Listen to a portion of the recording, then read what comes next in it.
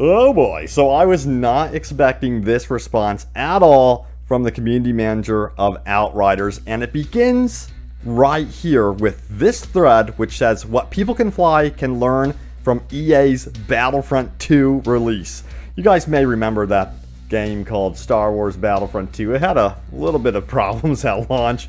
No, it was a disaster at launch. So we've got the community manager's reply right here. Check it out. It is very passionate and very long, and we're going to be talking about this one because there's some interesting stuff in here for sure. So let's dive in. Hey everyone, what's happening? Open World Games here. Hope you're doing good, and let's do this. We're talking about more Outriders news here. Yeah, this is quite an interesting reply. So first of all, the thread itself, which is from Doc Device, it says this.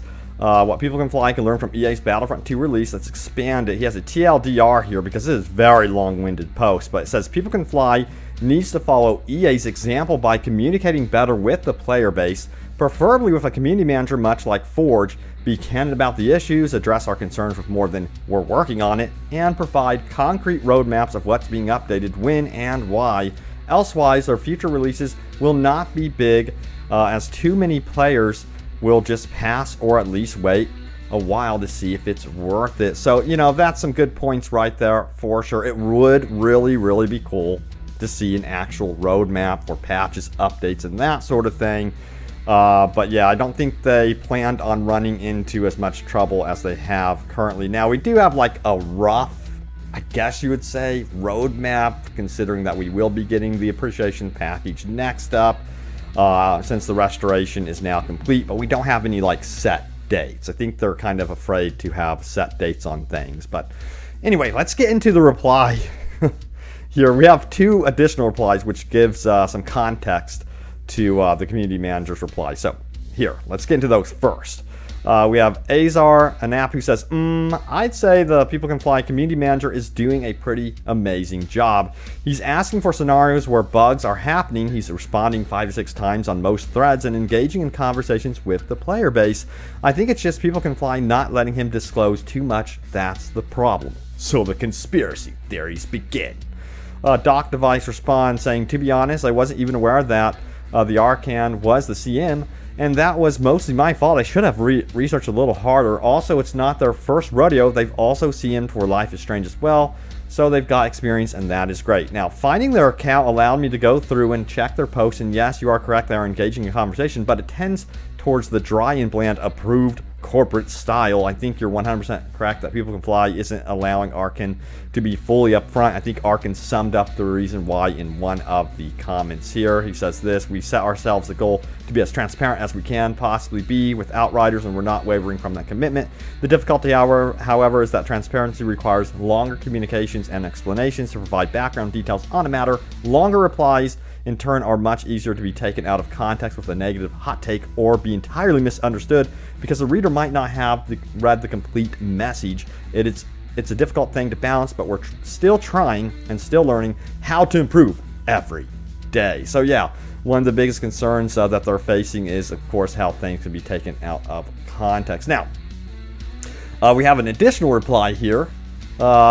Ars Nap says this: yeah, I agree, his hands are definitely tied. And finally, the community manager, hones in on this and replies. He says, truth be told, nobody in any team is purposely trying to limit what we or I am allowed to say or talk about. There is no one at People Can Fly or Square Enix telling me that I can't say or talk about certain things. My style has been developed from my personal experience with communities more than anything. As Doc Device pointed out, this isn't my first rodeo. I'm 8 years into CMing at this point, if I'm not mistaken. Now, if you want to understand why I tend to be careful in what I say, look no further than the below example. When you talk about my fears of being quoted out of context, I must ask, were you checking this sub actively a few weeks ago when I talked about how we were looking at the multiplayer situation? I gave as transparent a view as I could of the situation from our side. I was open and honest. My reply was entirely misinterpreted by the certain elements in the community, and an entire week was spent where this sub and thereafter content creators and their audiences quite literally misquoted me. And by misquoted, I mean literal, the devs don't give a crap about us, look at what they said kind of thread titles. We as an entire team were demonized based on hot takes that were entirely untrue. Me being open and honest did more harm than good at that point in time. Oh boy. Now it says, even when I set the record straight with a follow-up reply at the time, many players in the community didn't seem to care. Bad faith hot takes continued and got far more visibility and upvotes than the truth.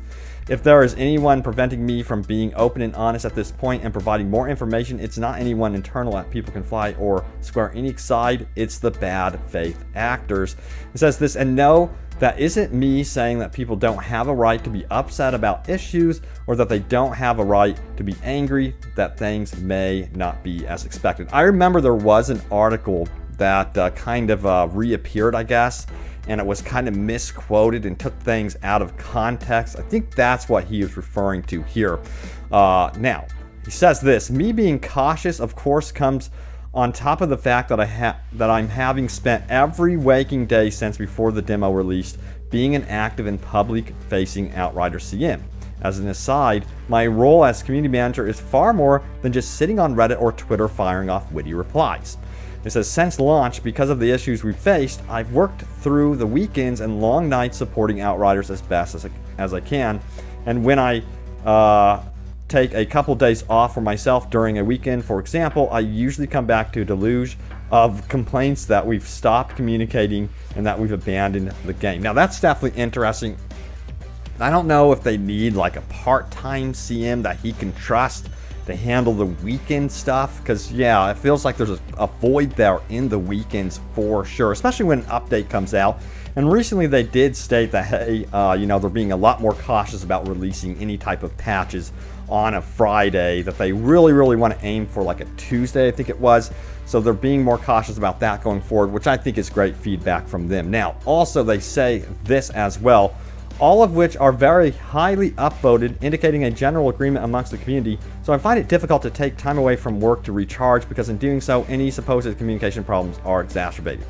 Now, furthermore, he says, at this point in time, I'm pretty exhausted. That's not anyone's fault, and no one at Square Enix or People Can Fly is forcing me or has ever asked me to work this much. So at least, you know, kudos to him for doing this.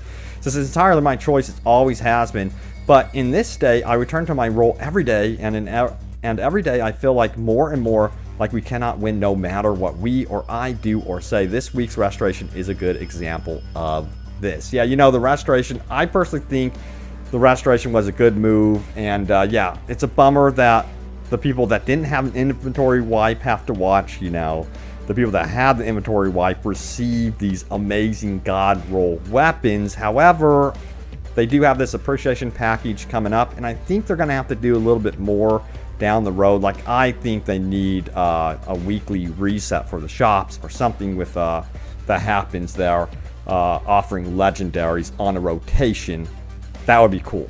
Something new every single weekend in that shop, so people can get really excited about that. But anyway, they go on to say this. On top of that, I will occasionally read threads such as this one and post pointing out what a terrible job I'm doing, how off our communication is, how despite having posted an average of 1 to 2 mega threads, which all required a lot of work and prep, yeah, you could definitely tell that is true, and numerous individual replies per week since launch, I'm not communicating properly. And then he says, when I then review this thread in particular, I must ask myself whether the author has spent a decent amount of time in this sub, since if they had, they would have seen the numerous sticky threads by myself, all with the big Square Enix official news flare, all addressing the big issues the community is facing at one time or another. Now, he finally says, to be clear, I'm not having a go at you, Doc Device. You're certainly not the first person to point out communication deficiency, nor will you be the last. I know you probably wrote this thread with the best intentions, even if some parts of it are entirely misinformed, such as the testing results being just ignored in the boardroom quote. So this is definitely an interesting thread here. It says, this is all making it very tough, especially in my current state, for me to keep up my motivation, my cadence of replies, and in turn to communicate as you want us to and as you deserve to. So, you know, it definitely has not been easy at People Can Fly during the launch. Of course, that goes for the community as well. But I think, you know, for the players that have remained, kudos to everyone for staying strong. You know, for me personally, I'm still enjoying Outriders. I think at the core, the game has immense potential and is a ton of fun. And, you know, compared to Anthem, there's always been comparisons to Anthem. It's just the way it is. Compared to Anthem, I personally think this game has a lot more going for it, considering the loot pool is so much better. It's just that I think a lot of people are having trouble getting the loot. And, so hopefully this appreciation package is a bit more extensive. We'll see what happens with that. But anyway, let's keep going. And also got to remember, they're going to be doing like balance changes coming up here. I'm going to let you guys know what happens with that as well. Now, finally, he says this. This isn't me trying to be a victim or ask for sympathy. This isn't me telling people to not voice their concerns about genuine issues or to keep us honest. I'm not saying that people don't have a right to vent their grievances. This is me simply explaining my own human limits. There you go. Some real talk. Smiley face. So honestly, I appreciate the transparency there from the community manager for sure. And we got a reply here from some people who say, "You the real MVP, keep at it." And Anasite says, "I think the post-release communication from People Can Fly is among the best of the mini games I've played." You know, their communication is, in my opinion, on an entirely different level. I've seen companies that shut down completely. They just stop communicating. And time again, that has happened. And People Can Fly, they've been very different. Square Enix and People Can Fly, I guess I should say. They've been still very open. And personally, I see a commitment from them that they do want this game to succeed. I'm just curious to see the updates about balance changes. You know, of course, we've got those controversial nerfs that we went through regarding the Trickster and the Twisted Rounds and that sort of thing. We'll see what happens. Again, I will keep you guys in the know. But now it is time for your top comments. Let's see what you guys had to say about my most recent video, shall we? So, my most recent video was called the following. Brand new official update. New patch explained. Dev teams respond to fan fear. So yeah, we're going to be getting a brand new patch here very soon, which is going to be dealing with the damage mitigation issue. You know, they've been open about what happened with that as well. So let's take a look at the replies to this one. Jason Catching says this: "I would love to see how YouTubers would react if they were the ones who got 0 god rolls from the restoration." I have yet to get anything back from the restoration, and am I gonna complain? I just want to play the game like how I've been playing the game. You know, I don't use any farm glitch tactics. If you do, that's fine, whatever. That's not the point. But, you know, for what it is, so far I have been enjoying the game. Personally, from a kind of like a single player perspective, I have gone into co-op when it has worked, and it's worked pretty okay for me so far. But, you know, everyone's different. Everyone's experience has been different with this game. I wish everyone could experience it in like the best way, like it was meant to be, you know. But anyway, we have Curse34. He says this: "I would like to thank People Can Fly for gifting me 3 legendary cannonball boots that were the exact same thing." Break them down. No, just kidding. Nice Shade 2 says, "Avoid tanking brood mothers. Game throws 12 brood mothers at you in one expo." Sinmer says, "These temporary fixes are so temporary, they don't work for me." Masta says, "Remember, people, we are the beta testers." Yeah, that's the thing. You know, again, like I go back to the fact that if a lot of these games, including Cyberpunk, would just put early access tag at the launch of their games, I think a lot more, you know, fans would understand.